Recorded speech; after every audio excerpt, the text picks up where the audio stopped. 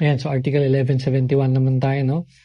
Ang simple lang din, 1171, sabi niya, responsibility arising from fraud is demandable in all obligations. Liabilities arising from fraud is demandable in all kinds or classifications of obligations. Kinlassify kasi sa ibang books, no? Yung meron tayong tinatawag na dolo cosante and dolo incidente. Yung dolo meaning fraud, no?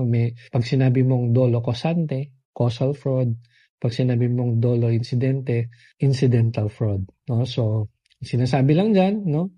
Between the two, ano yung mabigat, no? It is the causal fraud. Let's say, for example, fraud that vitiates consent, no? Yan is usually causal fraud yan, no? So, yun yung gusto niyang sabihin. So, sinabi niya pa doon, any waiver of future fraud is void. Of course, you cannot waive future fraud. So, you cannot execute an advance waiver for future fraud. So, mag-waive ka na ngayon just in case na meron kang gagawing fraud. No? So, hindi pwede yun. Pwede kung mag-waive ka ngayon for the past fraud na ginawa mo. Pwede yun, waiver of action. No? Mag-waive ka because of a past fraud that is allowable. Okay yun, walang problema. Pero kung mag-waive ka ngayon, no, you will sign a waiver, okay, for future fraud, no, hindi mo pa nagawa, that is void. Okay, so yun yung gusto niyang sabihin dun sa second phrase.